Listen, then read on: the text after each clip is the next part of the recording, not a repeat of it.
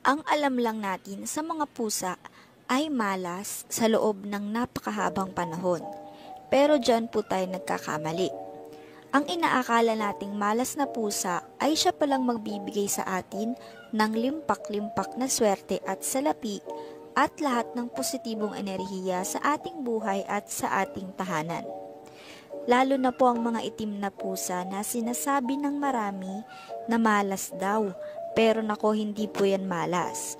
Kapag may isang pusa na lumalagi sa bahay nyo, ay swerte po ang ibig sabihin yan. Kahit ang mga balahibo nito ay may dalang swerte.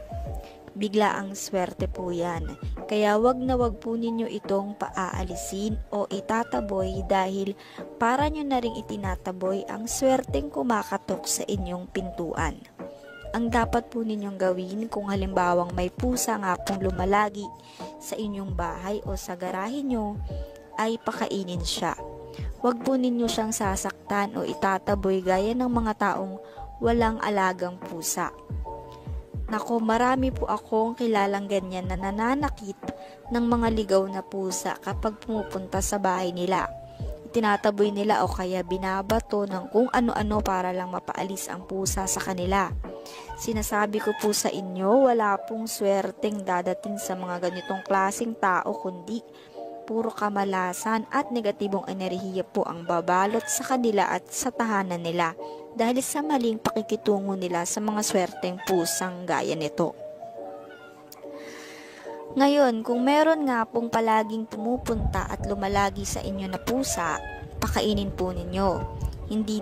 Hindi nyo po sila kailangan kupkupin kung ayaw nyo, pero mainam po kung pakainin po ninyo sila dahil babalik po sa inyo ang mga mabuting ipinapakita ninyo sa kanya.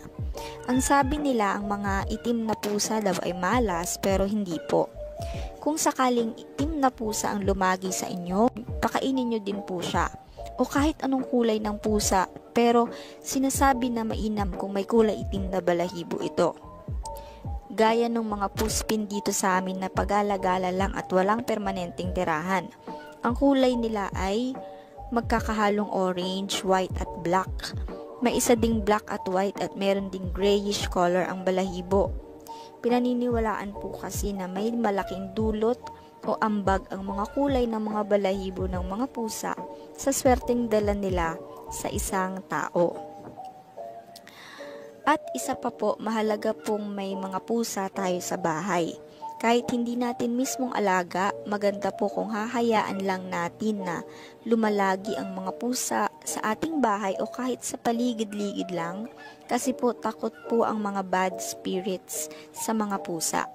Lalo sa mga mata ng pusa, nako, na itataboy ng mga pusa ang mga masasamang elemento sa bahay, kaya maganda pong may pusa sa bahay. Yan po ay isa sa mga spiritual gift ng pusa sa tao. Pagkatapos po, habang pinapakain nyo siya, pwede po kayong humiling sa pusang ito. Lahat po ng mga kagustuhan at kahilingan nyo ay pwede nyo pong ibulong sa kanya. At asahan po ninyo na matutupad ito agad-agad. Sa pamamagitan lang po yan ng pagpapakain sa pusang laging pumupunta sa inyo. Pero kung sa tingin nyo po ay kulang pa ito at parang natatagalan dumating ang swerte nyo, ang gagawin nyo lamang po ay kumuha ng isang yellow paper. Tandaan po ninyo, kailangan po ito ay yellow paper. Isang piraso lang po ang kailangan. Ngayon, ang gagawin po ay isusulat nyo ang buo ninyong pangalan, ang date kung kailan nyo ito isinulat, at ililista ninyo ang lahat ng mga kahilingan at kagustuhan ninyo na gusto nyong makuha o makamit. Isulat nyo po doon lahat na pagkatapos, lagyan po ninyo ng pirma sa bandang dulo sa ibaba. Ngayon, kung nagtataka kayo anong gagawin sa yellow paper na may mga kahilingan nyo, dito ngayon papasok ang kahalagahan ng mga balahibo ng pusa na binanggit ko sa unang part ng video na to. Una ay pagmasdan po ninyo kung saan lumalagi ang mga pusa sa inyong bahay. Sigurado po kasi na may mga certain areas po sa bahay nyo o sa bakuran nyo kung saan tumatambay o natutulog ang pusang ito. Ang gagawin nyo po ay kumuha kayo ng mga balahibo ng pusa at ilalagay o ipapatong nyo po ito sa yellow paper na sinulatan nyo kanina. Teka po hindi nyo po kailangan bumunot ng balahibo ng pusa para makakuha nito. Kadalasan po ay kusa pong nahuhulog ang mga balahibo nila kaya hindi po kayo mahihirapan sa pagkuha. Ilalagay nyo po ang mga balahibong ito sa yellow paper at lulukutin. Pagkatapos po, sunugin nyo po ang yellow paper na ito na may mga kahilingan nyo kasama ng mga balahibo ng pusa. Susunugin nyo po ito sa silangang bahagi ng bahay nyo o sa bakuran nyo. Silangan po dapat o east sa Ingles. Kapag nagawa nyo na po ang lahat ng ito, patuloy nyo pa rin pong pakainin ng mga pusa lumalagi sa inyo. At magugulat na lamang po kayo isang araw na tupad na ang mga kahilingan at kagustuhan na isinulat nyo sa yellow paper kasama ng mga balahibo ng pusa. Pero isang paalala lang po na ito po ay para lamang sa mga naniniwala at wala pong garantiya na accurate ito sa lahat ng tao.